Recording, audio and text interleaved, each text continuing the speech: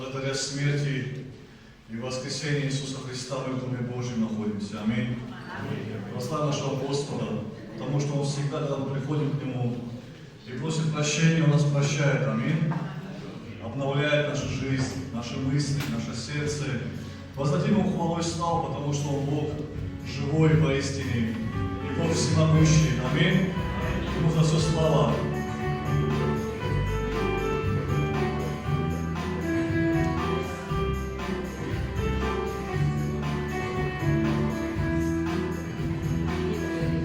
Все от Него и сотворено,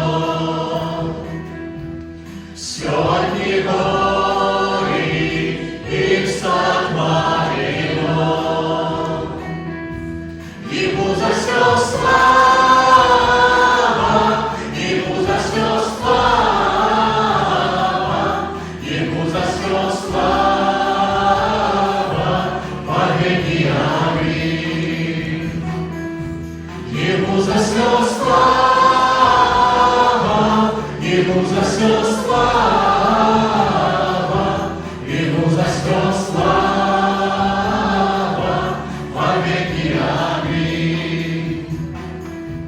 О, бездна богатства, премудрости Христа, непостижимы судьбы Господа. Тебе за все слава, Тебе за все слава, Тебе за все слава, повеки аминь. Тебе за все слава, Тебе за все слава, Тебе за все слава, повеки аминь.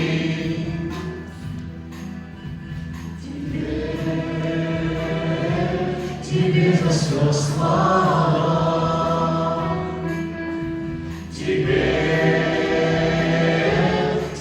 за все слава, Тебе за все слава, Тебе за все слава, Тебе за все слава, повеки аминь. Тебе за все слава, Тебе за все слава, Тебе за все слава, повеки аминь. Повеки аминь. Слава Тебе, Господи, слава Тебе, что мы в доме Твоем, что и это утро сегодня, оно солнце в наших сердцах, в наших душах.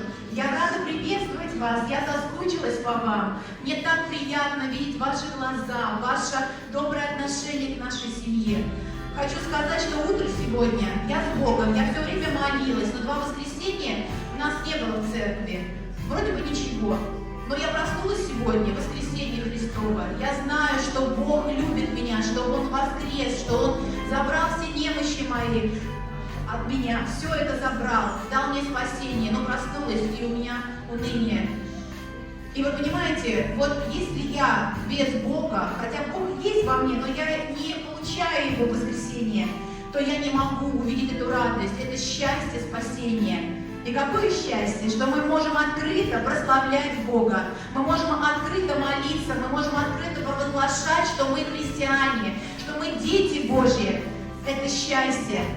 Господи, помоги нам видеть, верить, помоги нам удержать это в своем сердце и еще сильнее и радостнее прославлять Тебя, Господь, своим славословием, своими делами, своими мыслями, своим служением. Слава Тебе, Господь!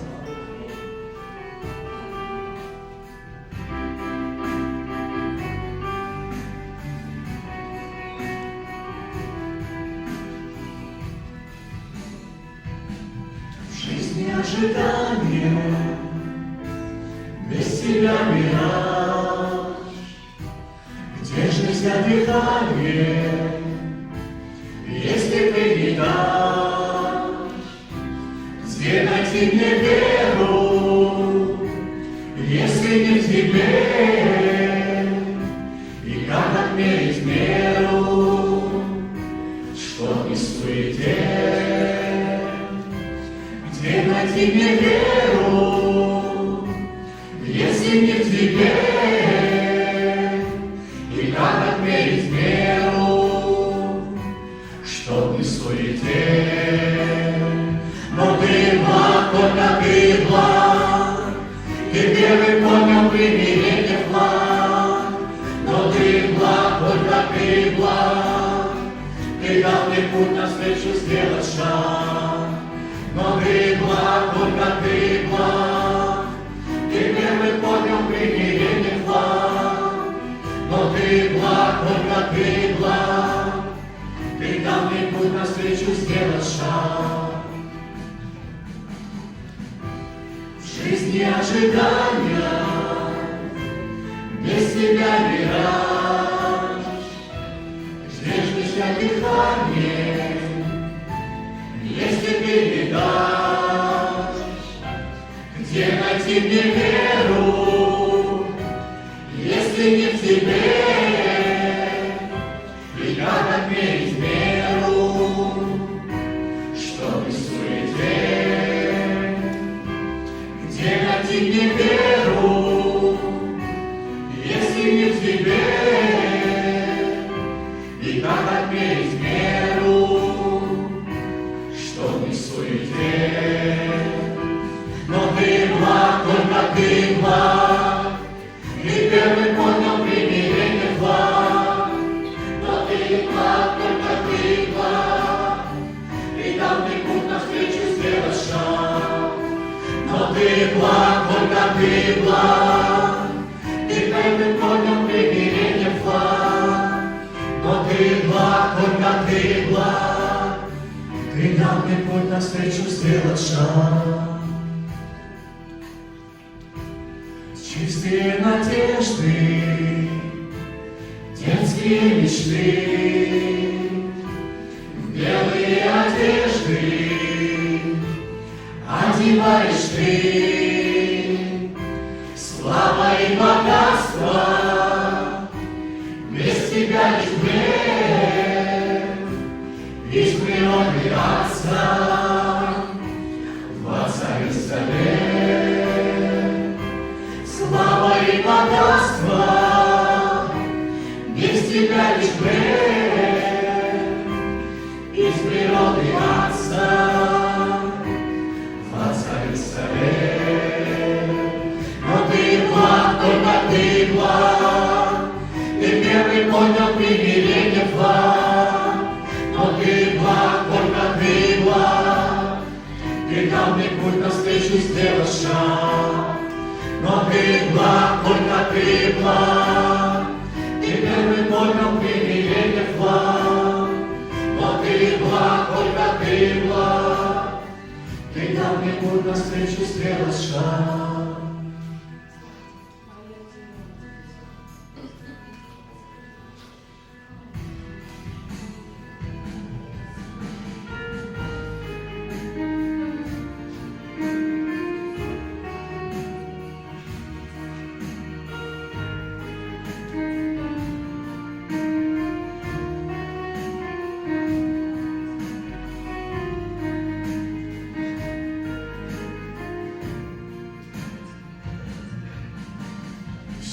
Ты мне даешь явиться святым правым отчий дом. Мне нечем тобой хвалиться, могу хвалиться лишь тобой. Ты лучшее, что есть в моем сердце. Ты лучшее, что есть в моих мыслях.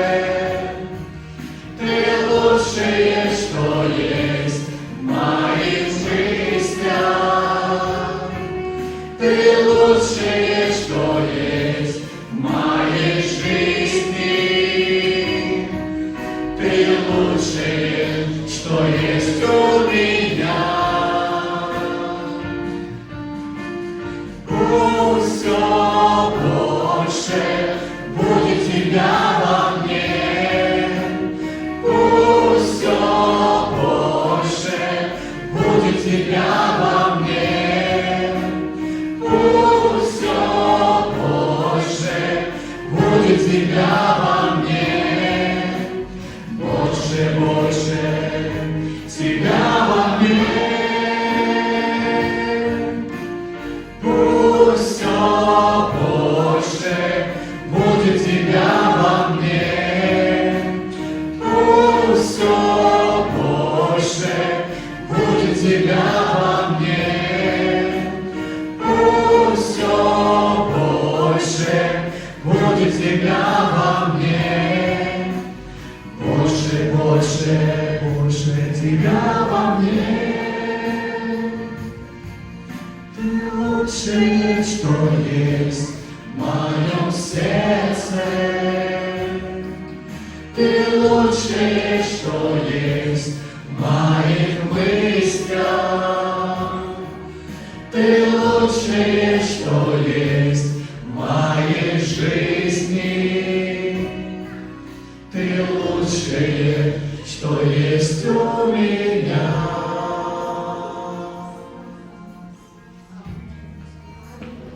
Слава Богу.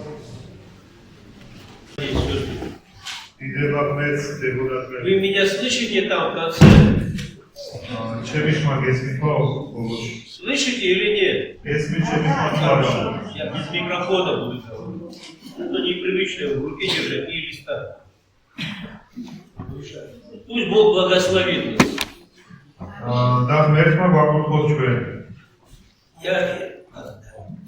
Я хочу прочитать вам одно слово.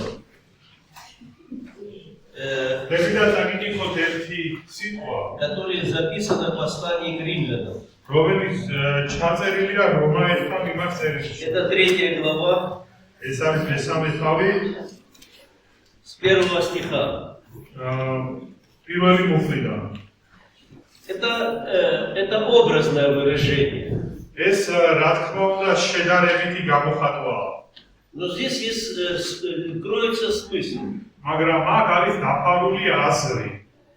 Я читаю.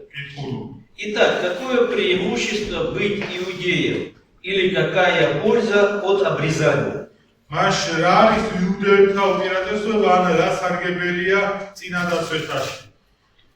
Здесь стоит вопрос в этом предложении.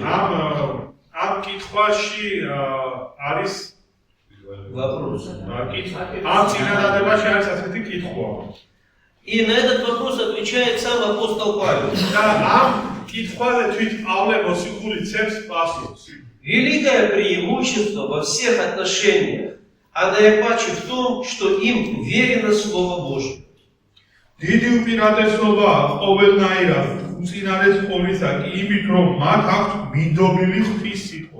Вы знаете, это послание было написано послание к римлянам. И здесь оно не адресовано иудеям.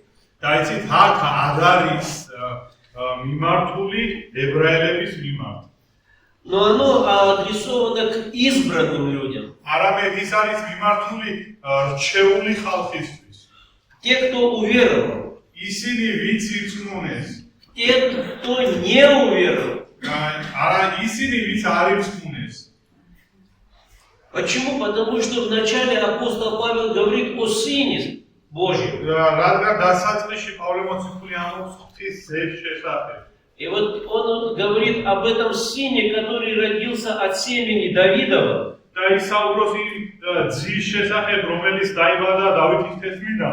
По плоти. Но открылся Сыном Божьим. Через воскресение из мертвых. И вот здесь, вы знаете, очень важно то, что он заострил внимание тех римлян,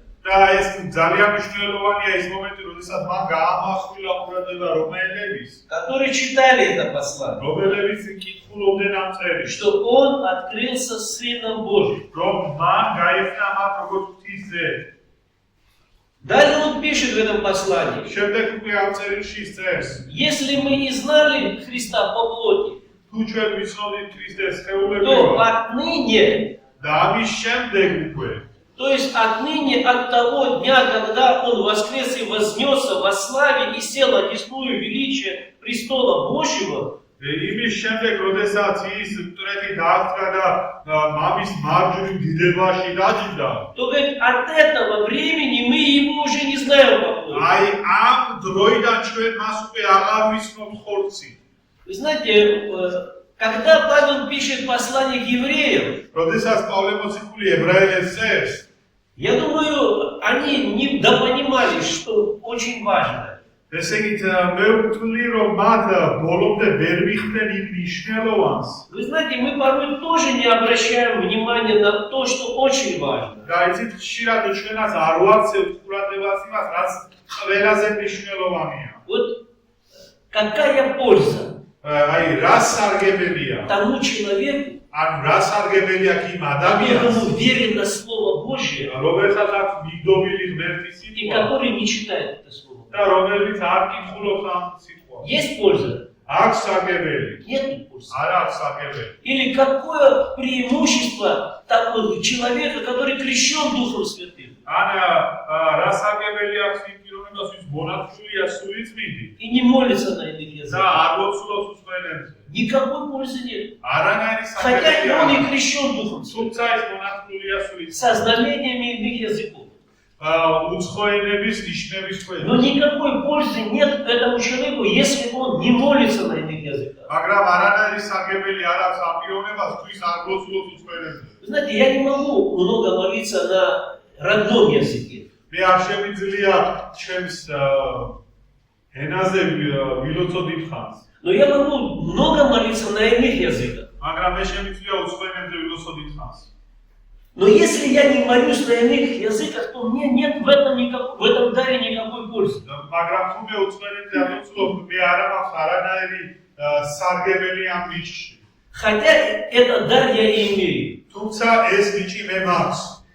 Я хочу вернуться, какая польза, сказать, какое преимущество быть иудеем.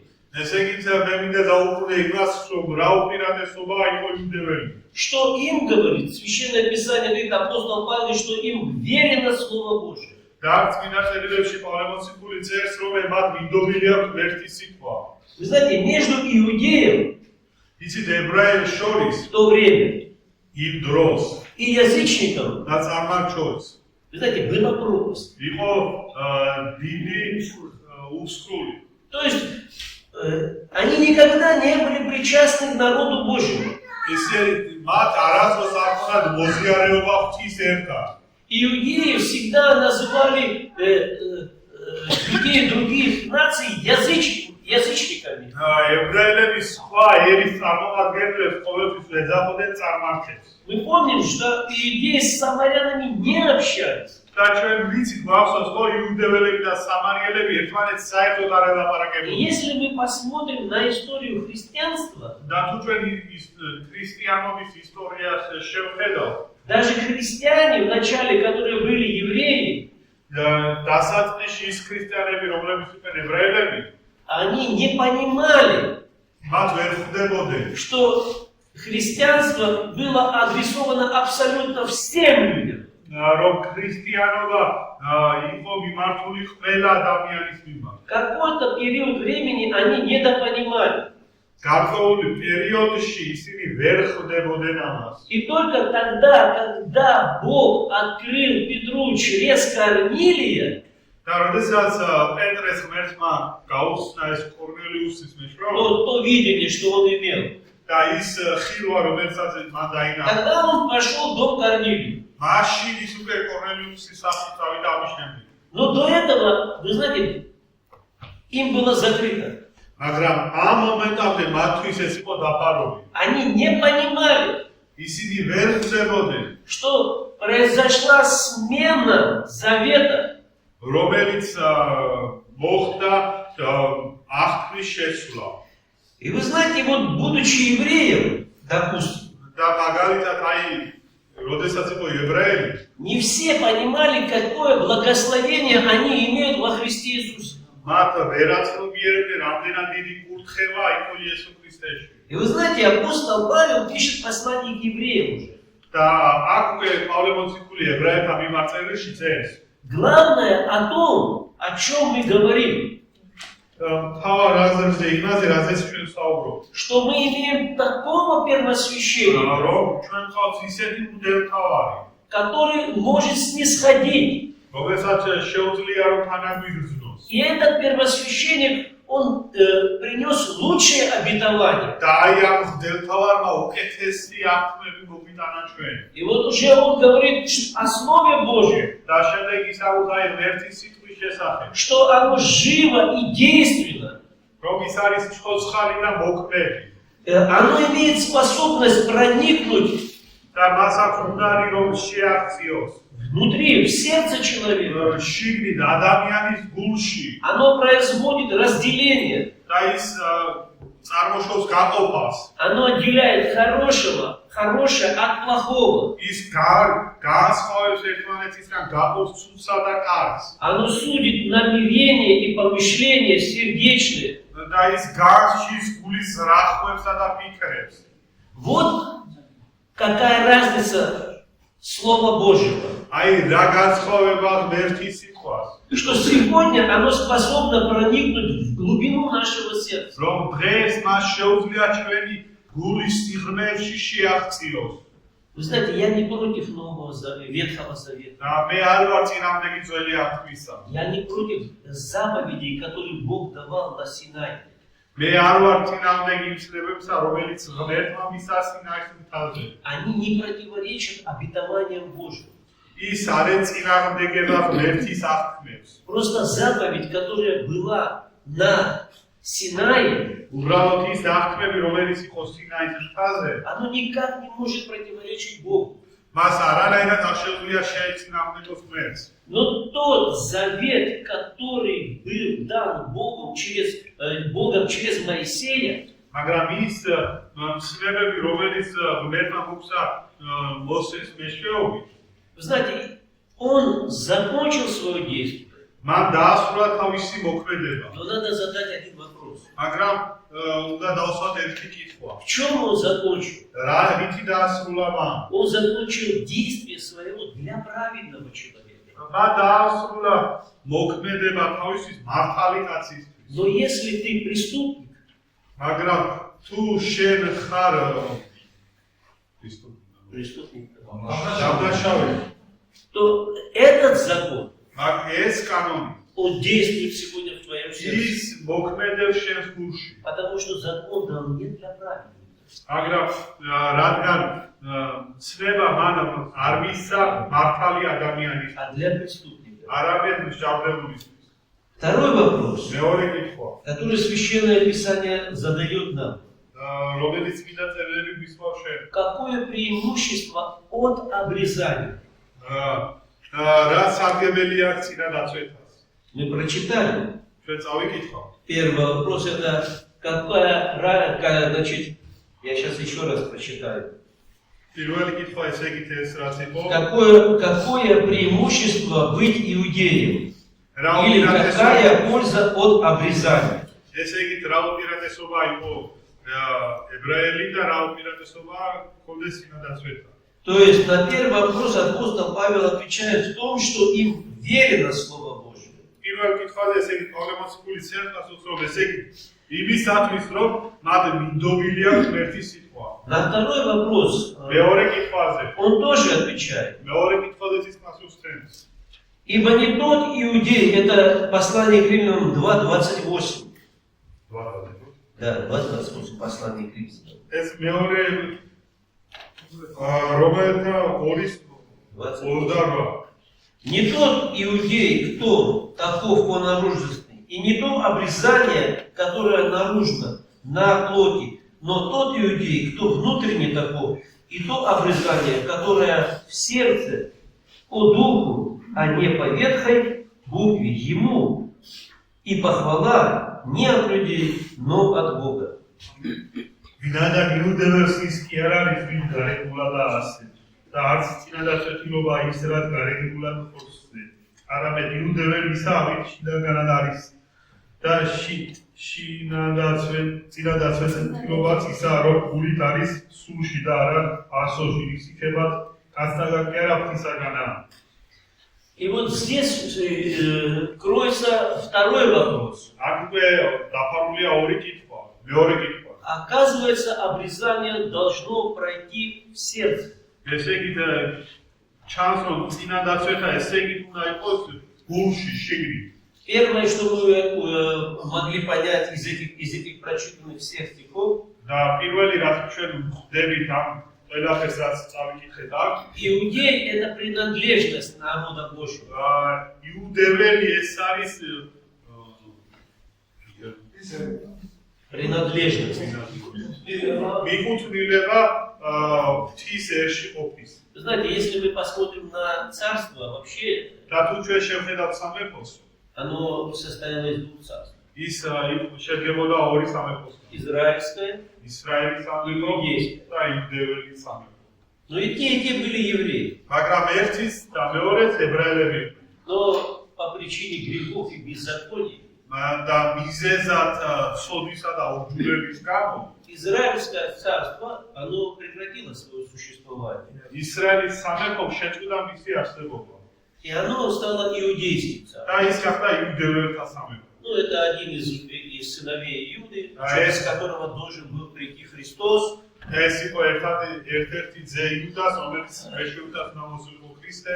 И еще в пророчестве оно, это царство, непоколебимо. და წინასწარმეტყველებაში ეს სამეფო შეუყეველია. То есть это будущее. ეს ესე იგი მომავალში. Это царство Иисуса Христа ეს არის იესო ქრისტეს სამეფო на земле. ამ მიწაზე. И вы знаете, сегодня мы находимся в этом царстве. და იცით დღეს ჩვენ ამ სამეფოში ვყოფებით. И апостол Павел, когда пишет это послание, და პავლე მოციქული როდესაც წერს ამ он წერილს, приводит эти образы მას მოყავს ეს შედარება народа Божьего. ღვთის ერის. То есть тот, кто причастен к народу Божьему, его сердце обрезано. ესე იგი ვის მოზიარია ღვთის ერში, ვის გული არის წინადაცვეთილი. Вы знаете, нельзя быть верующим, იცით, შეუძლებელია იყო მორწმუნე, если это в голове нет. თუ ეს თავში არ გაქვს. Но оно может быть в голове, მაგრამ შეიძლება ეს თავში ყოფდეს, но оно может быть не в сердце. მაგრამ გულში არ ყოფდეს. Знаете, мы можем понимать, знать Священное Писание, ჩვენ შეიძლება ვიცოდეთ, გესმოდეთ წმინდა წერილები, но идти на компромисс в нашем сердце. მაგრამ მივდიოდეთ კომპრომისზე ჩვენს გულებში. Но истинный христианин тот, у кого сердце обрезано. მაგრამ ჭეშმარიტი ქრისტიანი ისაა, ვისაც გულიც არის Что значит обрезано? დას ნიშნავსო წინადაცვეთო. Вы знаете, это значит отделить плохое от хорошего в сердце. ესე იგი, რომ გამოვყო ერთმანეთისგან ცუდი И вы знаете, კარგისგან. вот начало пути, христианского пути, და ქრისტიანული გზის დასაწყისში апостол Павел разделяет на какие-то периоды времени. პავლე მოციქული რაღაც დროს დაყოფს. Он говорит, есть плотские христиане, არის ფორციელი ქრისტიანები. но это не значит, что они духовно мертвы. მაგრამ ეს იმას აღნიშნავს, რომ ისინი სულიერად მკვდრები არიან. Иуда пишет о душевных христианах, იუდა წერს სულიერ ქრისტიანებს, но они духа не имеют. მაგრამ სული არ აქვს მათ. Это, вы знаете, такая нравственная оболочка. ეს არის რაღაცა ნეობრივი გარსი. Ну давайте пример აი приведем. მაგალითი მოვიყვანოთ. Идет человек, მიდის ადამიანი. я наблюдаю за этим человеком. მე ყურადღებას ვაქცევ ამ ადამიანს. Знаете, подошел к этому дому, а я на крыше работаю. მიუახლოვდა ეს სახლს, მე საფურავზე მუშაობ. Я знаю, что в этом доме играют на деньги. მე ვიცი რომ ამ სახლში თამაშობენ ფულზე. Встал ადგა, около двери, კართან ახლოს დადგა. перекрестился, ჯვარი გადაიქცევა. повернулся, перекрестился, повернулся, перекрестился, с 4 раз перекрестился. 4 ჯვარი გადაიქცევა. Спроси его, შეკითხე მას. ты христианин? შენ ქრისტიანი ხარ? Как вы думаете, что он скажет? როგორ ფიქრობ, რა სიტყვის ის? Скажет, да, я христианин. ის სიტყვის რომ კი მე ქრისტიანი ვარ. Но вопрос, მაგრამ არის კითხვა. это душевный, ეს შვიდვიერია, но духа не имеет. მაგრამ სული არ აქვს. Вы знаете, Священное Писание говорит, кто Духа Христова не имеет, тот и не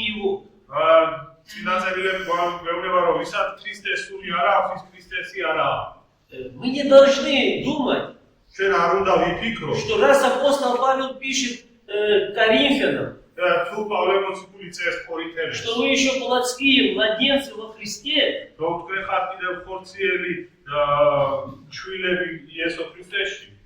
это не значит, что они не обрезаны. ეს იმას არ ნიშნავს, რომ ისინი წინადაცვეთილი Вы არიან. знаете, в сердце этот человек не желает грешить и не хочет грешить. და გულში ამ ადამიანს არ სურს რომ შესწოდოს.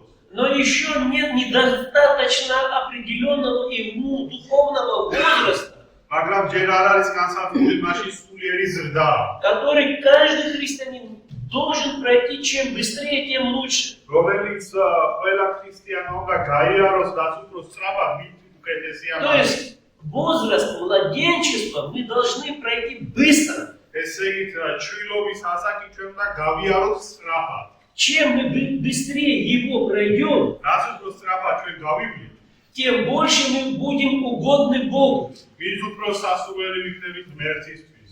Что нам еще говорит апостол Павел об კიდევ обрезании? რაზე გვესწავლება წმინდა წერილებში Мы პავლე. откроем послание Колоссянам. ჩვენ გადავწყვით კოლასელთა წერილს. Это первая глава послания Колоссянам. ეს არის პირველი წერილი კოლასელთა. Так.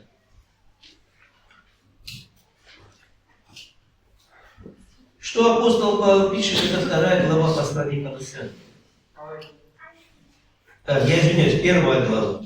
პირველი თავია И კოლასელთა. вас, бывших отчужденных и врагами по расположению к злым делам, ныне примирил в теле плоти его, смертью его, чтобы представить вас святыми и непорочными и неповинными пред собою, если только пребываете тверды и непоколебимы в вере и не отпадаете от надежды благовествования, которое вы слышали, которое верено всей твари поднебесной, которого я, а Павел, сделался служителем. Это первая глава послания Колоссянам, 21 стиха. Да, до 23. თქვენ წოდესხაც რომ გაუცდებული და გონებით მტრები იყავით თქვენი ბოროტის საქმეების გამო. ახლა კი შეგირიხდათ თავის ხორციელის სწავლში ვიცი სიკვდილით, მეშობთ რათა წარგადგინოთ თქვენ წმინდები ვიწონი და უბრალოდი თავის წინაშე. Да. ოღონდ თუ დარჩებით მტკიცე და შეუმხეველი წმენაში და არ გადაუხელს სახარების იმედს, რომელიც ისმინეთ და ეკადაგა ყოველ კვლევას სისწრაფეში და რომელიც მსახურით გავხდი მე პავლე. И 11 стих, вторая глава, 11 стих. და მეორე თავის მე-11 მუხლი. В нем вы обрезаны обрезанием нерукотворным, с обличением греховного тела плоти обрезанием Христовым. რომელიც წინადაცვეთაშინით ხართ ხელთუქმნელი წინადაცვეთით ხორცის ცოდვილი ბუნების მოშორებით ქრისტეს მიერი წინადაცვეთაში.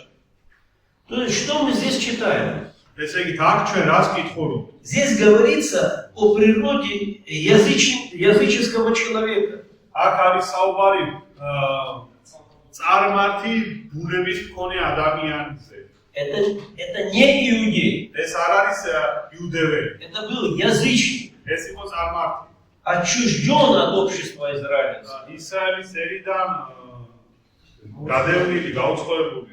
По причине своих грехов и беззаконий. თავისი მიზეზი ის იყო თავისი ურჯულოებისა და ცოდვის გამო.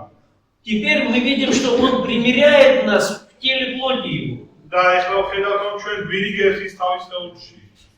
И вы знаете, вот люди говорят, ისიც ხალხი ამბობს, Христос в тебе, ქრისტე შენშია, вот если сейчас я спрошу каждого из нас, ახლა შეგეკითხოთ თითოეულთაგან. то мы скажем, да, Христос во мне. ჩვენ ვიტყვით, დიახ, ქრისტე შენშია. Я тоже согласен, не могу сказать аминь. და შემიძლია Но დაგეთანხმოთ. здесь надо еще второй вопрос задать. მაგრამ აქ საჭირო კიდე მეორე კითხვა დავსვა. А я во Христе, მე ვარ იესო ქრისტეში. знаете, то, что Христос в нас, რომ ქრისტე ჩვენშია, любой скажет. ყველა ისთვის. Но вот сегодня сказать, я ли во Христе, здесь уже вопрос другой. მაგრამ თქვა რომ მე ვარ ქრისტეში, ეს უკვე სხვა კითხვაა. И вот смотрите, что дальше написано. და შეხედეთ შემდეგ უკვე რა დაწერია. Но если я в нем, თუ მე ვარ მასში, то значит я в нем обрезан. ესე იგი მე ვარ მასში წინადაცვეთილი. Совлечение греховного тела плоти. რომელიც არის გამოყოფილი ხორციელი სხეულიდან. Не тот иудей, ის არ არის ებრაელი. но иудей тот, кто внутренне обрезан. იუდეველი ის არის, ვის შინაგანად არის წინადაცვეთილი. Апостол Павел, обратите внимание, как он описывает послание к римлянам, свое личное переживание. დააკვირდით ვაწერა პავლე მოციქული როგორ გამოთქვამს თავისი სიტყვებით რომელთა მიმართ. Я сейчас две параллели проведу. მე ორ პარალელს გავსვი ხას. Вот он говорит, если кто на плоть надеется, то я, говорит, более всех вас. თუ ვინმე სხეულებრივად მინდობილია, მე ვარ უფრო უმეტესად. Такое выражение вы слышали? მოგისმენიათ ასეთი გამოხატვა? А? Такое выражение вы слышали? То я, говорит, более всех вас, потому что 8-й день обрезан и по закону заповедей непорочный. და რადგან მე წინადაცვეთით მერვე დღეს ვარ და ჯულის თანახმად უციკლო ვარ. А теперь посмотрите, что он пишет в послании к римлянам. ახლა კი შეხედეთ რომელთა მიმართ რას წერს ის. Удовольствие нахожу в законе Божьем. სიამოვნებას ვახლობ ღმერთის ჯულში.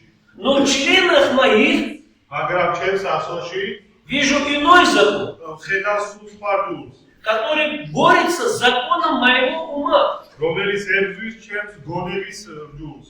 и делает меня пленником закона греховного. და მე მხდის ტყვეს ხორციელ ჯულში. Как эти два места როგორ соединены? ეს ორი ადგილი შევაერთოთ ერთმანეთთან. И вы знаете, что удивительно? და ისიც არის საოცარი. Апостол Павел, он пишет личное свое переживание. პავლე მოციქული პირად მის განცდებს გადმოსცემს. Как я по закону могу быть непорочным? როგორ მე შემიძლია გულით ვიყო? Вот давайте представим себе такую картину. ჩვენთვის ასეთი სურათი. Заповедь ცნება ожила в моем сердце, გაცოცხლა ჩემს გულში и я понял, что я согрешил. და მე მივხვდი რომ მე შევსწოდე. Что мне делать по закону? რა მე უნდა გავაკეთო ჯულის А? მიხედვით? Слушайте, нет. Покаяться это на своем месте. მონანიება ეს თავის ადგილასაა. Я должен принести в жертву. მე უნდა მოვიტანო სვეტლი. Я должен принести жертву. სვეტლი უნდა მოვიტანო. Почему я должен принести жертву? რატომ უნდა მოვიტანო მე სვეტლი? Потому что Бог установил определенные правила. რადგან ღმერთმა დააწესა გარკვეული წესები. И вот я несу эту жертву და მე მიმახს ეს სვეტლი в храм, ტაძარში. потому что Бог повелел რადგან ღმერთმა თქვა жертву за грех. სოდვის სვეტლი. Конечно, осознание внутреннее это необходимо, რა თქმა უნდა, შინაგანი გაცნობიერება ეს но აუცილებელია. это не хватает. მაგრამ ეს არ ქმარა. Жертву надо принести. სვეტლი უნდა И по მოიტანო. закону заповедей, то есть по Ветхому Завету, он непорочен. და ესე იგი ძველი აღთქმის მიხედვით ის უციკლოა. Он исполняет то предписание, которое когда-то было верено Моисею, которое Моисей передал народу Божьему. ესე იგი ეს ის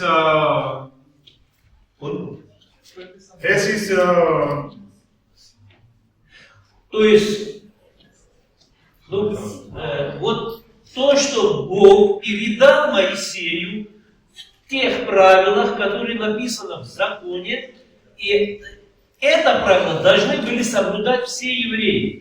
ესე იგი ის რაც ღმერთმა ამცნო მოსეს ეს მცნება უნდა ყველა ებრაელს გაიკეთებინა.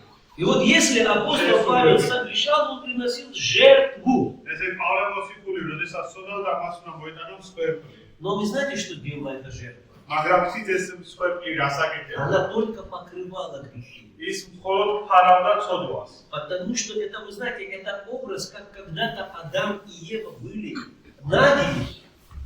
ეს ის შედარება, როდესაც ადამი და ევა იყო შიშველი И Бог принес и дал им кожаные одежды. და ღმერთმა მოვიდა და მიცა მათ ყავის სამოსელი. И И они были одеты в глазах Божьих и в глазах своих. და რადგან ისინი ამით იყვნენ ჩაცმული უკვე საკუთარ თვალებში და ღმერთის თვალებში. Ну а теперь уже жертва, которая указывала на грех, они приносили ее жертву. То есть, მაგრამ ცოდვა რომელიც მოხდა ის ანიშნებდა ცოდვაზე. но жертва Иисуса Христа, მაგრამ იესო ქრისტეს მსხვერპლი она на лучших обетованиях. ის უკეთეს აღქმებზეა. Она не покрывает. ის არ ყავს ცოდვას. То есть во время закона, ესე იგი ჯულის между законом, между твоим грехом შენს ცოდვას შორის и Богом და ღმერთ შორის было жертвенное животное.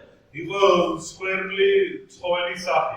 Оно только покрывало грех, ის მხოლოდ ფარავდა ცოდვას. но оно не освобождало от греха. მაგრამ ის არავისუფლებდა ცოდვისგან. Но лучшие обетования в Иисусе Христе, которые очищают грехи.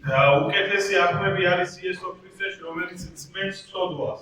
Вот смотрите, что пишет Священное Писание. აი დაუკვირდით რას ამბობს წმინდა წერილები. Когда мы пришли к Богу, ოდესაც ჩვენ მივედით ღმერთთან, Бог своей кровью омыл все наши грехи. ღმერთმა თავისი სისხლით გაწმინდა ჩვენი ცოდვები. Как Он это омыл? როგორ გაწმინდა? Он их закинул за хребет მან ზურგს უკან მოიკნია и просто забыл. და უბრალოდ დაივიწყა. Вы можете представить, чтобы Бог мог что-то забыть? თქვენ წარმოგიდგენიათ, რომ ღმერთს შეუძლია რაღაცა დაივიწყოს. Но Он забыл грехи. მან დაივიწყა ცოდვები. А теперь смотрите, другое место мы читаем. ახლა სხვა ადგილს ვკითხულობ ჩვენ. Дети, пишу вам, чтобы вы не согрешали. შვილებო, წერთ თქვენ, რომ თქვენ არ შეესწოდოთ. А если кто согрешит? თუ ვინმე კი შეესწოდა, Что?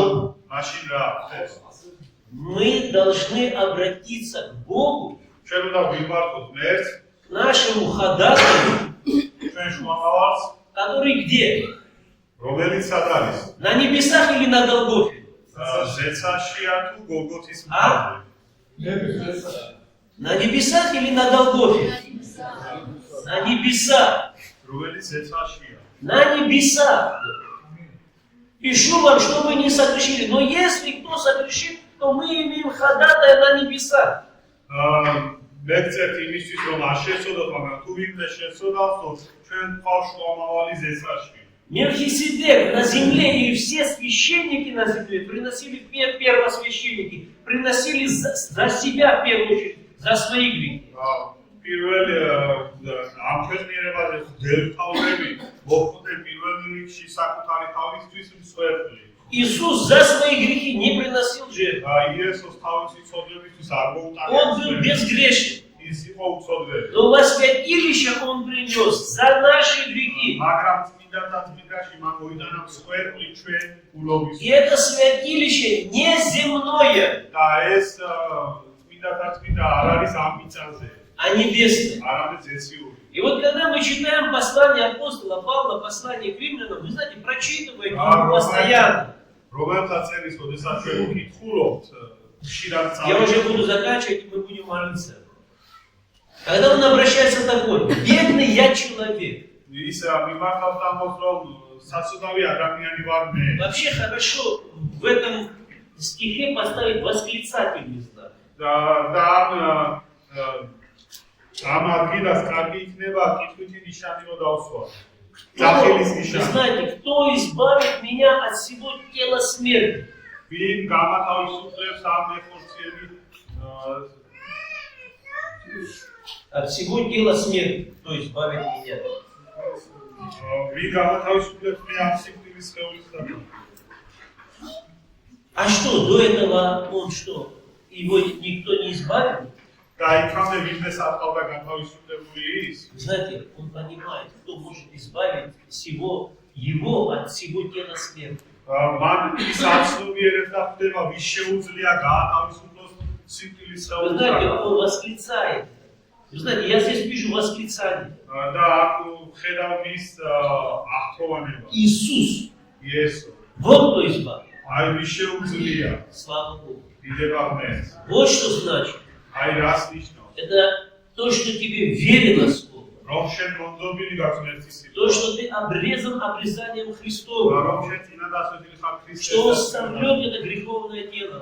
და რომ წაშლის ამ ხორციელ სხეულს И мы должны об этом помнить. და ეს უნდა გვახსოვდეს ჩვენ Должны стремиться და ვისწრაფოდეთ к тому, к чему нас призвал. ვისკენაც მან ჩვენ მოვიდა Священное Писание говорит, вы имеете вернейшее пророчество. წმინდა წერილები მეუბნება რომ თქვენ უკეთესი И წინასწარ хорошо делаете, что обращаетесь к Нему. და კარგია რომ იმართავთ მას Потому что Он есть светильник. რადგან ის არის ლამარი Утренняя звезда, которая должна взойти в наших сердцах. რომ და ის არის ცისრის ვარსკვლავი რომელიც უნდა ამოვიდეს ჩვენს გულებში Потому псалмопевец пишет, во свете Твоем мы видим свет. რამიტომ მეფსალმუნი ამბობს რომ შენს ნახევში ვხედავ სინათლეს Мы должны понять, ჩვენ უნდა მივხვდეთ что Бог нам приготовил в Иисусе Христе. თუ რა მოგვიზადა ჩვენ უფალმა იესო ქრისტეში И дорожить этим. და გაუფრთხილდეთ ამას Использовать это გამოვიყენოთ ეს для духовных побед. სულიერი გამარჯვებით Пусть нашему Богу будет слава. ჩვენს ღმერთს კი დიდება და ქება И будем молиться Ему. Аминь.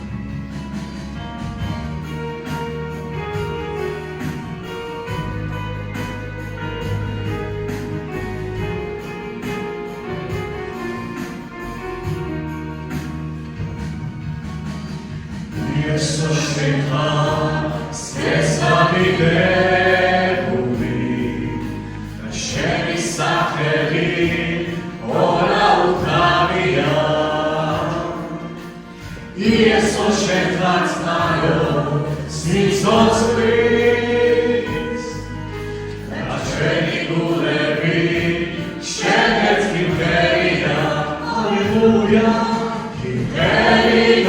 Alleluia,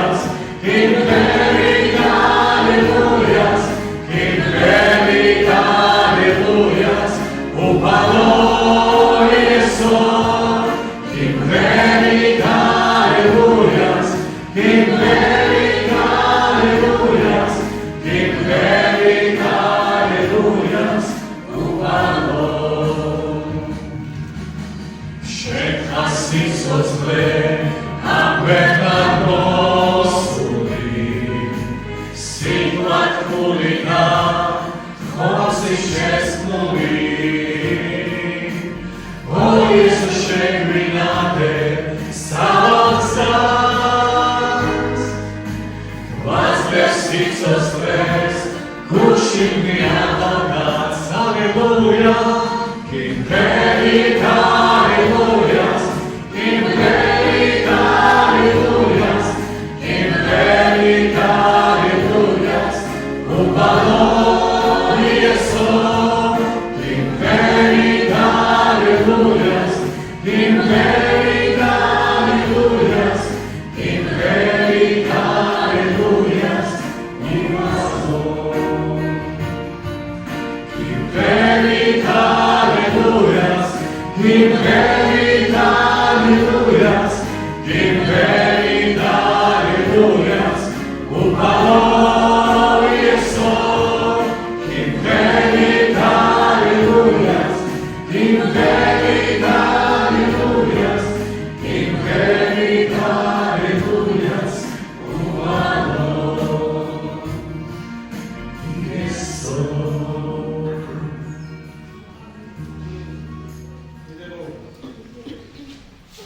ეკლესიაში Не только в церкви, არამედ ყველგან.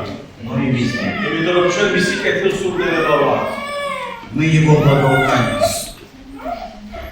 და მისი თაყვანისმცემელი ვართ и мы его поклонники, სულში და ჭეშმარიტებაში. духе истины. მე მინდა ახლა ასეთ თემაზე ვისაუბროთ. Я хочу сегодня говорить თუ о რა არის том, ჩვენი დანიშნულება.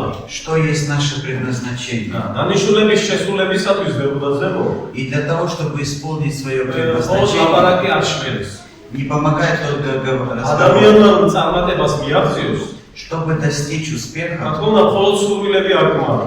недостаточно только ჩვენ желания. ამისათვის გვჭირდება მძიმე შრომა უყალში. Нам также нужен такой большой труд в Господе. ჩვენ მორწმუნეებს ალანტები ან ნიჭები გვეძლება იმისათვის, И нам даются дары от Бога для რომ ჩვენი того, დანიშნულება შევასრულოთ უფლის წინაშე. чтобы пред Богом исполнить свое მაგრამ предназначение. ადამიანები ზოგჯერ ადამიანებს უნდათ მოწონებული ნიჭებს დაეუფლო. Но მას они, მისდევენ, მოწონებული, რომელიც ჩასულ. но и люди иногда хотят принять дары, которые им нравятся, რომ უფრო გამოჩენილი იყვნენ ეკლესიაში. чтобы как-то себя показать в მაგრამ როდესაც церкви. ასეთ ადამიანებს თავაზობ უბრალოდ მსახურებას, Но когда ты человеку предлагаешь простое და служение, რომელიც ისე არ ჩანს ეკლესიაში, которое не так видно в ამ церкви, დროს ისინი რატომაც გამოცხადებას ეძებენ უფლისაგან. но почему-то они после этого ищут откровения. ასე რომ თუ არ იცი და ვერ ერკვევი საკითხებში, И если ты не разбираешься в каких-то вопросах, დაიწყებს ნებისმიერი მსახური, უბრალო მსახურებიდან. ты можешь начать просто с простого მე служения. რამეში გამოსცადე თავი Ты можешь себя проверить во Осинджи. многих делах, во многих და служениях. დაინახავს საკუთარ თავს И ты увидишь себя. და ერთის გამოხებს. И Бог тебя благословит. ერთი ასეთი პიროვნება არის, რასაც უცხალი არის. Есть такая одна личность, რიგ უნერი, ასეთი სახელმწიფო. Рик Унер, который живет по сегодня. ის კოლეჯში სწავლობდა, დაამთავრა კოლეჯი. Он учился в колледже. და შემდეგ მან გამოცხადება მიიღო, რომ ის მხარდაგებელი იქნებოდა ეკლესიაში. И он получил откровение быть проповедником და церкви. ელოდებოდა, რომ პასტორი ერთ დღეს მას დაუძახებია. И ждал, что когда-то Бог его, пастор его позовет. მიკროფონში და იქადაგებული. И скажет ему, типа, проповедуй. და ერთხელაც პასტორმა ნამდვილად დაუძახა. ეს წერს მას მისი გამოწვევა ეს ამ И პიროვნებას. он сам пишет в своей книге, что однажды его пастор позвал. დამიძახა პასტორმა, გულში ვიფიქრე, რომ ასულდა ჩემი ოცნებაო. И я подумал, все, сбылись мои мечты, я сейчас буду სახელიც კი проповедовать. არისოდა ჩემიო პასტორმა. И пастор даже имени და моего не მიხაური, знал. მე შენ გიყურებოდა ძალიან პასუხისმგებელიანი პიროვნება ხარ. И пастор ему говорит, я вот на тебя смотрю, и ты такой ответственный მოდი человек. ესე გავაკეთოთ. Давай говорит, სამ сделаем так. საყურება დაეწყებაო. Пока начнется служение, სკამებიო სწორად დაალაგე. разложи красиво მოდი скамейки. ეკლესიაში ასეთი სკამები არ იყო. სკამები ხო, ინდივიდუალური. Такие были маленькие скамейки, которые надо было красиво აბა разложить. ცოტა ეს არ მომეწონაო, ეს რიტიამს. И он говорит, мне немножко это не понравилось. მე ველოდებოდი რომ ახლა სხვადასხვა მეთოდო. Я сейчас ждал, что он мне другое что-то предложит. მაგრამ ამორჩილი. Но я послушался ვაკეთებდი ორივე ამას. и делал каждый მაგრამ раз. მაინც ამ გამოცხადებას მე ველოდებოდი რომ მაგიმე დამისახებდა. Но все равно я ждал, что он меня позовет. რავიდა რამდენიმე თვეები. Проходили месяцы. და კიდევ დამიძახა მოდი ჩემ. Еще раз ალაპარაკობა меня позвал. და გამიხარდა. И мне радостно, ახლა что ნამდვილად ეცდება და вот сейчас точно этот день настал. მითხრა ერთი დავალება მომწე. И он говорит, я тебе дам одно задание. ასე დამლაგებელი ყავსო და საკეკვარო შევსო, ვერალაგებს ისე ვერ უთავდება. У нас есть такая уборщица, ну, так не убирать хорошо. არ не მითხრა хвалит. შენ მას დაეხმარებ. Будет хорошо, если ты поможешь. კი ნახავ გიხვირეო. Я уже чуть не кричать не стал, рассказывать. მაგრამ ვითომოთ დება გაიარა ისე იყო ჩემში. Как будто вот только меня вот так немножечко я და удивился. გულში ვამბობ, მე რატომ უნდა გავაკეთო ეს? И он спросил себя, почему я это ну должен თუ ამდენ делать. ეკლესიაში ვინმე პიროვნება არ არის. Неужели მას დაავალო? в церкви не нашлись люди, чтобы как бы им доверить? და Они თუ верят? მანდამან ჩემზე წდება ყველაფერიო. Почему только все мне говорят? კასკეზე წდება მაშინ დამორჩილდები. Но тогда я все равно послушался. გავიდა წლები. Прошли ეს года. პიროვნება ქადაგებელი კარა პასტორი გახდა. И прошли года, этот человек не только стал проповедником, но и пастором. ეხლა მას მილიონობით ადამიანი უსმენს. И его слушают миллионы людей. და რა თქმა უნდა, მე გამოცხადება მაგ და ამაზე მხარად გახარ. И если у тебя есть откровение, ты твердо на этом стоишь, და სხვა რამის გაკეთება არ მინდა. и что-то другое ты не хочешь, გამოცხადება ყოველთვის ასე არ სრულდება დებოდაზე. так откровение оно не исполняется. რომ თუ გინდა გახდე ის, რაც უნდა გახდე, Если ты хочешь стать тем, кем ты хочешь რაღაც стать, გზა უნდა გაიარა. ты должен пройти какой-то კარგი путь. მაგალითი არის იოსები დებოდაზე. Есть такой пример, как ისევ Иосиф. არ გამხდარა მისი მშობლები და დები და ძები, თაყვანისებრნი მისი. Так вдруг не стало, что его родственники, братья и сестры ему поклонялись. ავიდა წლები, Прошли და года, ნამდვილად ეს სიზმარი სასუნდა იესოს ცხოვრებაში. и вот этот сон, он сбылся в жизни ასე რომ Иосифа. ჩვენი დანიშნულება მარტო ეკლესიაში არ ეძებოდაზე. Наше предназначение не только в ჩვენი церкви. დანიშნულება 24 საათიანი არის. Наше предназначение ჩვენი 24 часа. დანიშნულება არის ასევე სამეზობლოში, სამსახურში, ოჯახში. Среди соседей, на работе, в семье. რა თქმა უნდა, ჩვენ მართვა და მაგალითი ჩვენი ოჯახისთვისათვის. И мы являемся примером для других, и в семье также. თუ როდესაც თუ მარი უნდა გვესტუმროს, Когда к нам должен прийти гость, წოლფარი ახლა ერთმანეთს წინასწარ შენი ხმა მაღალი ხმა გამაგონდომე. жена, наверное, скажет, может, ты там тон на меня не იმიტომ რომ მარი უნდა повышай, გვესტუმროს ჩვენ. потому что к нам гость должен прийти. რა თქმა უნდა, დანიშნულების შესასრულებლად დებოდაზებო. Но для того, чтобы исполнить свое მარტო назначение, სრულები არ კმარა. недостаточно только ჩვენ желания. პასუხისგებლობა გვაქვს აღებული მძიმე შრომისათვის. И нам нужно взять ответственность для большого და труда. ასეთი შეკითხვები არის. И есть такие вопросы. რისთვის გავჩნდი მე? Зачем я რა родился? უნდა გავაკეთო? Что я должен делать? და რატომ უნდა გავაკეთო? И почему я это და должен ბოლოს делать? რა იქნება? И что будет в აი конце? ეს შეკითხვები ჩვენ გვეხმარება. Эти вопросы нам რომ помогают, მივხვდეთ თუ რა არის ჩვენი დანიშნულება. чтобы понять, что наше есть და предназначение. ბიბლია ამ შეკითხვებს პასუხობს. И Библия отвечает на эти ჩვენ вопросы. ვიცით რომ ღმერთთან ჩვენ შექმნა მის ხატებად და მსგავსება. Мы знаем, что Бог создал нас по своему образу. ესე იგი ჩვენ უნდა შევძლოთ რომ ვიზრდებოდეთ უფლის მსგავსებაში. Значит, мы должны возрастать в Божьем მის подобии, გუნდებაში, მის в ხასიათში, Его природе, მის характере, საქმეში. в Его აი делах.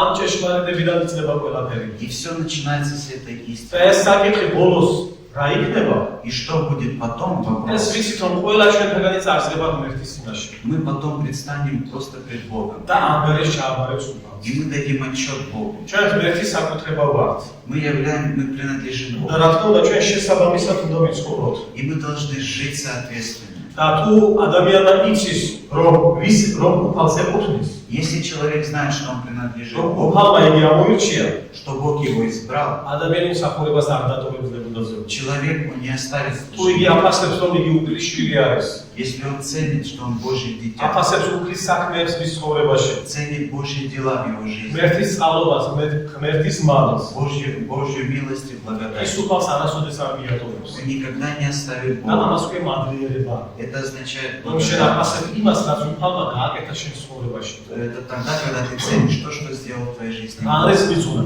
Что значит მიწუნა посвящение? არის საკუთარი თავის Это от себя, და მთლიანი შენი ცხოვრების სრულად გადაცემას. и себя, и полную свою жизнь ты передаешь Богу. ყოველდღიურად. Каждодневную და жизнь. ეს ჩვენ გვაძლევს სტიმულს დებოდაზე. Это нам дает стимул. მე მინდა გავეცადო ყველაფერში ასეთი მომენტი. Я хочу в Ветхом Завете вспомнить ჩვენ такой ვიცით момент. დავით სურვილი ქონდა რომ ტაძარი აეშენებინა. У Давида было желание построить მაგრამ храм, ღმერთმა უთხრა, ხო, ვერ აშენებ დაწესო. но Бог ему сказал, ты не იმიტომ построишь რომ храм, სისხლი გაგზავნილი. потому что ты пролил много крови. და ტაძარი ააშენა სოლომონმა. И храм построил ეს Соломон. ააშენდა ძვირფასი ქვებით, ოქრო, ვერცხლის სპილენძი. Он использовал дорогие камни, золото, და серебро. გაგრები ის დრო, როდესაც ტაძრის კურთხევის დრო მოვიდა. И пришло время, когда надо было благословить храм. და სოლომონზე წერია, რომ ის დადგა სამსხვერპლოს წინ, И Соломон стал перед მთელი жертвой. კრებული იდგა მის წინაშე Все собрание было пред ним. და ხელები აღაპა უფლისაკენ Они возносили Богу руки. და მან დაიწყო ლოცვა. И он начал ეს молиться. ლოცვა ვიცით იქ რა ლოცვა არის ჩაწერილი. И мы знаем ту молитву, которая და записана. უფრო მნიშვნელოვანი დებოდაზე რომ ტაძრისათვის. И очень главное, такое главное для ტაძრის храма, მშენებლობისათვის უფრო სწორად. точнее для строительства. არც ვერ ოქრო იყო და არც ვერცხლი. Не золото и не არც серебро. მისი სილამაზე იყო. И не его красота. ტაძრის ძირითადი დანიშნულება იყო დებოდაზე რომ Основное предназначение ხალი храма, არის ღმერთი что Господь есть და Бог, რომ ყველა უნდა შეიცნოს ის. и что все должны познать Бога. და ამაზე ცდილობდა სოლომონი. Об этом молился Соломон, რათა შეიცნოს ყველა ხალხმა чтобы все люди რომ познали, ხალია ღმერთი. что Господь есть Бог. და შემდეგ ამბობს. ამიტომ თქვენი გული სრულად უნდა იყოს მისული ღმერთისადმი. И поэтому ваши сердца должны полностью принадлежать Богу. და გავიდა დრო დებოდაზე. И прошли და года. ჩვენ ვიცით არა მარტო ებრაელისათვის, არამედ ყველა ხალხს უნდა შეესწრო უფალი. И не только для евреев, все люди должны были познать Бога. და გავიდა დრო და თვით სოლომონი დაშორდა უფალს. И прошло время, сам Соломон отдалился от Бога. მასზე დაწერილია. О нем რომ написано, როდესაც სიბერეში შევიდა სოლომონი, когда он уже состарился, სოლებმა მისი გული გადახარეს უცხო კერპებისაკენ. жены его обратили его сердце к და идолам. დაწერილია უკვე მისი გული სრულიად აღარ იყო მიწვეული ღმერთზე. И его сердце уже не принадлежало Богу. და დაწერილია რომ ბოროტს ჩავიდა უფლისნაში. И он совершал много зла пред Богом. ესე იგი რა მოხდებოდა ზემოთ? Что произошло? რადგანაც სოლომონის გული სრულიად მთლიანად არ იყო მიცემული ღმერთზე, Потому как полностью сердце Соломона не ესე იგი принадлежало. რაღაც ნაწილი მან აგავაკეთა. Что он სხვა сделал? რამეს მისცა. Он дал другое. და ჩვენ ვიცით რომ ჯული გვასწავლის, Закон учит, რომ მეფეს სოლები არ უნდა გაემრავლებინა. что жены царей не должны были და ცხენები არ უნდა გაემრავლებინა. и также и кони не должны და размножаться. როდესაც ადამიანი ბალანსს კარგავს, И когда человек теряет баланс, საით მიექნება შემდეგ ადამიანი. потом куда идет человек? ასე რომ თვითონ დაარღვია, რაზეც ოცულობდა სოლომონი. Он сам же разрушил то, о чем молился. და როგორი რეგრესი ხედავ, როდესაც მან ყველაფერი წარმატებულად დაიწყო. И какой пошел регресс тогда, когда он все так начал успешно. რადგანაც სოლომონის გული მთლიანად არ ეკუთვნოდა უფალს. Но так как сердце Соломона не принадлежало полностью დაწერილი Богу, რომ უკვე ის ბოროტად იქცეოდა. он уже совершал зло. ასე რომ რამდენად მნიშვნელოვანი არის დებოდაზე რომ Насколько важно, ჩვენი გულები მთლიანად მიძღვნილი იყოს უფალზე. чтобы наши сердца были полностью როდესაც ჩვენ посвящены Богу. ვიცით რომ ვის ვეკუთვნით ჩვენ И когда мы знаем, кому мы და ვინები принадлежим, ვართ ქრისტე იესოში и кто мы во და Христе, ყოველი რამას ჩვენ დავაფასებთ, и когда мы это все начинаем ჩვენ არაფრის ценить, დიდებით მსახურებას არ უნდა დავუწყოთ. мы никогда не оставим служение. და ორი რამ დებოდაზე რომ И две вещи, რაც შეიძლება იყოს დაბრკოლება ჩვენ დანიშნულების გზაზე. которые могут быть преткновениями на нашем пути. პირველი ასეთი რამ, ვინ ვარ მე რომ წავიდე? Кем я буду, когда я уйду? არა, ვინ ვარ რომ წავიდე მე? Кто я такой, чтобы пойти? ჩვენ ისინი 80 წლის ასაკში უფალი ეცხადებდა მოსეს. Мы знаем, в 80-летнем возрасте Бог обращается к 40 Моисею. წელი ვინ წნევსა და სამწოს. 40 лет он был და пастырем. როდესაც უფალი მას გამოეცხადა, И когда Бог объявился ему, უფალს ჩანაფიქრი ჰქონდა მოსეზე. у Бога был замысел, რომ для ის უნდა Моисея, წასულიყო და ერი გამოეყვანა ეგვიპტის მურობიდან. чтобы он пошел в Египет и вывел из рабства და რა უპასუხა еврейских. მოსემ? И что сказал Моисей? ვინ ვარ მე უფალო? Кто я такой? და არ ცოდნა იმისა თუ ვინ ვარ მე უფალში. И когда ты не знаешь, кто ты такой, და დავიწყება იმისა თუ ვინ ვარ მე უფალში. и ты забываешь, кто ты такой, ეს კლავში ვიცოდას დებოდაზე. это убивает როცა посвящение. შენ ივიწყებ ვინ ხარ უფალში. Когда ты забываешь, кто ты есть, ეს Господи, მიწვას კლავს დებოდაზე. это убивает призвание. ადრე მეცლოცულობდი. Я тоже раньше молился, ადრე მართლები მქონდა. постился. რატო არ აქვს ახლა ყოველივე ეს? Почему я не имею сейчас этого? რატო ვიხსენებ რომ ადრე უფრო მეც მემსახურებოდი უფალს? Почему я вспоминаю, что я раньше больше და ახლა იმის служил, 50%-ს კი არ ვაკეთებ. и сейчас я того половину даже не და делаю? რაზე მიუთითებს ეს? На что это указывает? რომ მე მავიწყდება ბიბლიურ უფალში. Я забываю, кем я являюсь. და Господом. რას ითხოვს ღმერთი ჩემგან? И что Бог от меня და требует? ყოველივე ეს დებოდაზე მისვას კლავს. И все это убивает посвящение. მახსოვს გედეონი. Мы знаем ის Гедеона. ხორბალს ეცვავდა.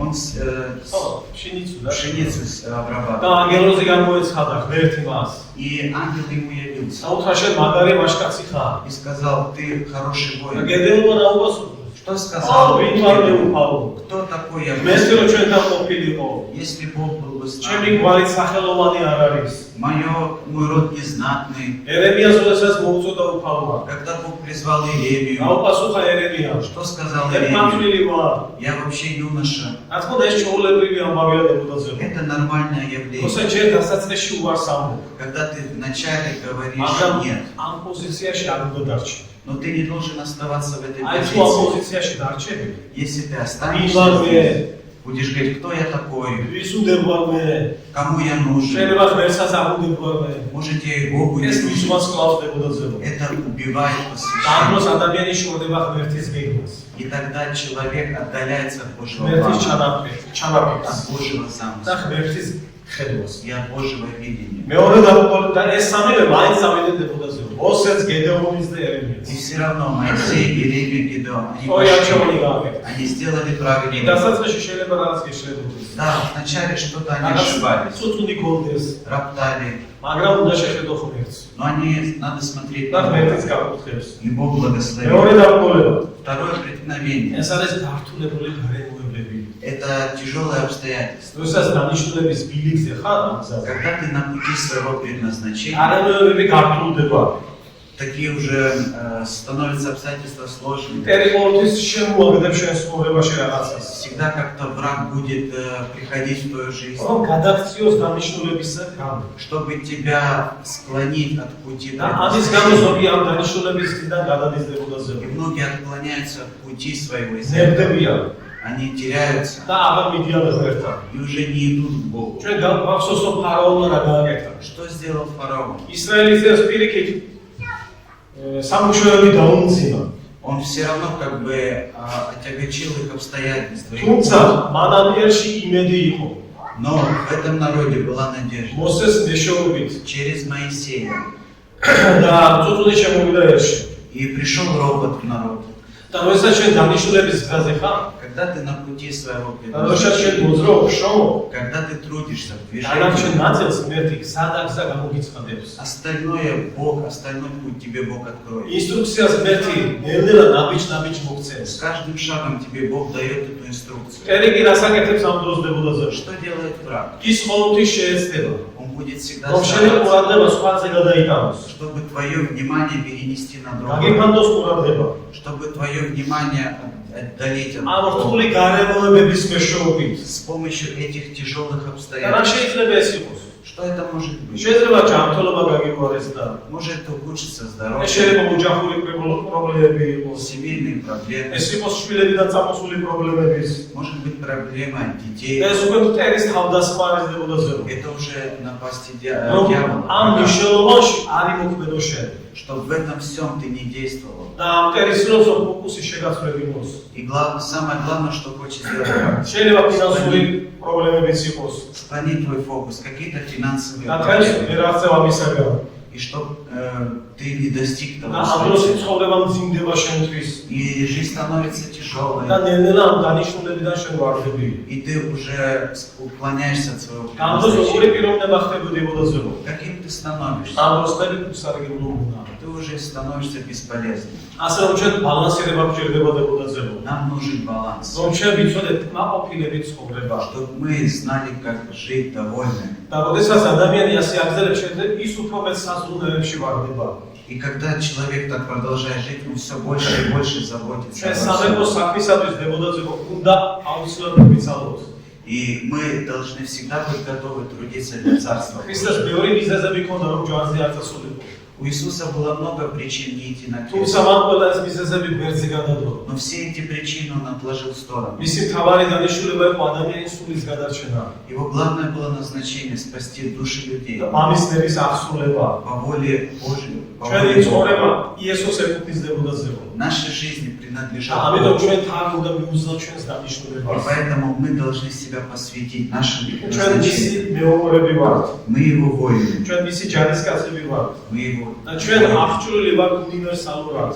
И мы все имеем экипировку, და оборудование. ჩვენ ერთი რაღაც მსახურებით არ უნდა ვიყოთ დაკმაყოფილებულნი. И мы не должны быть довольны только одним აი служением. მარტო გალობდა ეს ჩემთვის საკმარისი არის. Вот я пою, и для меня მარტო это ხადაგებზე ეს достаточно. ჩემთვის საკმარისი არის. Я проповедую, и для меня это ჩვენი достаточно. დანიშნულება ეკლესიის გარეთაც არის. Наше назначение за стенами тоже რომ ჩვენ церковь, სხვებსაც უკადაგოთ ქრისტე იესოს სახელება. чтобы другим проповедовать Божье რა თქმა Слово. უნდა მოწაფეებს ბევრ ნიჭებში მოქმედებდნენ მოწაფეები. Ученики, они действовали в своих მაგრამ дарах, ისინი ამავე დროს აღწერებდნენ ქრისტეს სახელებას. но также проповедовали Божье Слово. როდესაც არის ეს წუწუნი და ეს მიზეზები, И когда есть какие-то причины, რომ не დროასავს ამცალია, не некогда, ამანდა მაინც მე უნდა წავიდე სხვა გაუშვა. только я должен пойти, может кто-то другой пойдет ეს вместо არის меня. ეშვაკიდან შემოგდებული აზრებიდებოდა Это ზემოაღწაზე. все мысли о дьяволе. იესომ თქვა ასეთი სიტყვები. Иисус сказал такие რომ слова. უწინარეს ყოვლისა ეძებეთ ღვთისმსახურებელი. Прежде всего ищите Царство Божье. ანუ ეძებე ღმერთი. Ищите Бога. ეს ამ პრიორიტეტი დებოდა ზემო. Это приоритет. და ეს არის ის ბალანსი, როდესაც ჩვენ შეგიძლია გამოხვიდე ამ რთული გარემოებებიდან. И это тот баланс, когда ты можешь выйти с этих тяжелых ასე რომ обстоятельств. ჩვენ არ უნდა შევიბორგოთ ამ ცხოვრებისეული საზრუნავით.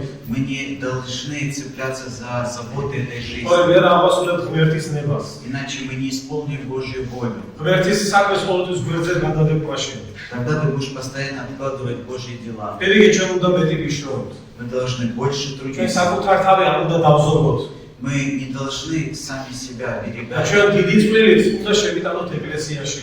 И больше пользы мы должны აი приносить в церковь. ეს უნდა იყოს ყველაზე წინდებოდაზე. Это должно быть და приоритетом. თუ რთულდება გარემოება Если обстоятельства не და ამას становятся ნიჟელა тяжелыми, მებდები, и ты за этим потихоньку უფრო идешь, საზრუნავებში ჩავარდები. ты еще больше და упадешь. შემდეგ ძალიან ძნელია გამოსულა. И от этого уже трудно ასე რომ управиться. ასეთი შეკითხვა არის. Есть такой вопрос. სად ხედავ შენ თავს უფრო? Где ты себя უფლის видишь? დანიშნულებაში თუ საზრუნავებში? В Божьем предназначении или в житейских заботах? ასე რომ ღმერთს გაყოფილ ზემოდაზე. Пусть благословит нас ჩვენ Бог. ღმერთის მოწაფეები ვართ. Мы ученики Бога. ჩვენ ერთ დღეს აღთქმა დავუდეთ ღმერთს. Мы один день пообещали როდესაც Богу, ნათლობა მივიღეთ. когда мы приняли და крещение უთხარით ღმერთს.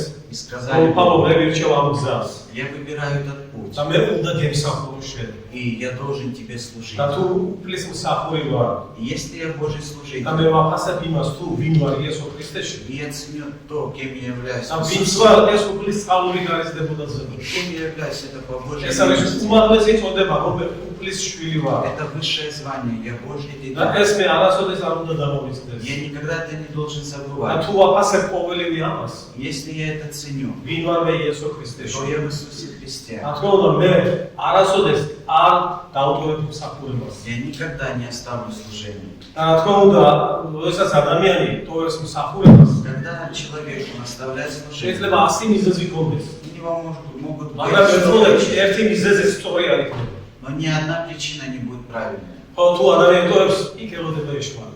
Если Бог человек оставляет, его там ждет ვინმეს არ ეგონოს რომ უკეთეს ცხოვრებას ნახოს. Пусть никто не думает, что он увидит лучшую жизнь. ან უკეთესობა იქნება მის ცხოვრებაში. Или что-то к лучшему изменится в его ამას жизни. აკუებს ეშვაკიდებოდა ზრუნვა. Так обманывает дьявол. უკეთესი გზა ეხლა გვაქვს ჩვენ. Лучший путь сейчас როდესაც у нас. დავტოვებ ძველი Когда мы оставили და старое დამდეგი დამკურთხეულ გზაზე. и встали на этот ამაზე благословенный, უკეთესი არ არსებობს. лучше этого не რასაც существует. ჩვენ ღმერთი გვთავაზობს. Что нам предлагает რაც Бог? ღმერთმა მოგცადებოდა ზრუნვა. Что нам дает Бог? ასე რომ ღმერთმაც გვაკურთხოს ჩვენ. Пусть благословит нас და თუ Бог. ვართ რომ რაღაც აზრები იცვლება, И если мы замечаем, какие-то мысли меняются, უნდა მიირბინო ღმერთთან. мы должны прибегать к Богу, უნდა ილოცო უფლის ნაშენ. молиться пред იმიტომ Богом, რომ არის ეშმაკი. Потому что есть дьявол, რომელიც სulis პრიორიტეტებს ჩვენში, который меняет ღირებულებებს приоритеты, სulis, наши ценности, ყოველთვის შეადარეთ თავი უფალს. всегда сравнивает себя с ამ დროს Богом. რას გავაკეთებდა უფალი? Что сделал бы сейчас Бог? გადახედე წარსულში როგორ მსახურობდი შენ Посмотри в прошлое, как ты служил, და როგორ დღეს წუწუნებ, и как ты сейчас просто როგორ აზე недоволен. გამუხებდა უფალი. Как ты раньше Бог და благословлял. თუ იმის 50% დღეს არ აკეთებ, Если ты даже половину того сейчас не ეს делаешь, პრობლემაა დებოდაზე. это уже მაგრამ проблема. გამოსწორება ყოველთვის შეიძლება. Но всегда это можно исправить. მერტმა იმდენი რამ ჩვენთვის გააკეთა. Бог столько для нас ჩვენ сделал. უბრალოდ არანაირი გამომართლებელი მიზეზი არ გვაქვს. Никаких нет причин, Ну, которые ладно, могли бы сам все Бог оправдать. Чтобы не служить ჩვენ დღეს Богу. უნდა ვიმსახურებოდეს. Мы должны служить Богу. მსახურება მარტო კათედრა არ არის. Служение не только მარტო кафедра, განობა არ არის. не только ჩვენი пение. დანიშნულება 24 საათიანია დებოდაზე. Наше предназначение. იესო თქვა ვეძებთ აპალისტრებსო. Иисус говорит, я ищу поклонников, სულში და ჭეშმარიტებაშიო. в духе истины. მარტო ეკლესიაში არ დებოდაზე. Не только в церкви, სამსახურშიც, на работе, სამეზობლოშიც, среди соседей, ოჯახშიც. в семье. მერტი ყველა მიყურებს ჩვენ. Бог смотрит на უფალმა нас везде. გვაკეთოს. Пусть Бог ყოველთვის благословит нас, გვახსოვდეს. чтобы мы всегда რატომ помнили, ვარ ჩვენ? почему, кто мы есть, რატომ ვაკეთებთ, რასაც ვაკეთებთ? почему мы делаем то, что ვინები мы ვარ делаем, იესო ქრისტეში? кто мы в Иисусе და Христе, ბოლოს რა იქნება? и что будет в ბოლოს итоге. უნდა ჩავაბაროთ ანგარიში ღმერთს. В конце мы должны дать отчет Богу. ასე რომ თუ გარემოებები გართულდა, Если обстоятельства ეს становятся ტრაგედია тяжелыми, არ დებოდაზე. это не ჩვენ трагедия. გვყავს ღმერთი, У нас есть Бог, რომელიც გარემოებებზე მაღლა დგას. который выше всех обстоятельств. აზრები ყოველთვის მოვა. Всегда будут мысли. ეშვაგელი ყოველთვის რებს twins ონებას. И дьявол всегда вмешивается в мысли. მაგრამ გვაქვს ღმერთი სიტყვა. Но есть Божье Слово, გვაქვს ღმერთი. есть Господь. ასე რომ ღმერთმაც გვაქვს ღმერთი. Благословит нас Бог. რომ არ მივატოვოთ ის, რაც უფალმა ჩაგვაბარა. Чтобы мы не оставили то, что Бог нам მოვახერეთ И და უფალი придет день, გვერდის. ერთგულო მონა. Бог нам скажет, добрый მოდი вечер. ჩემს როგორ ამბერეთ? შემოდი ჩემს და სიმშვიდეში. Войди в радость Господина. იდემო სამოგიერთლა, როცა Мы будем молиться.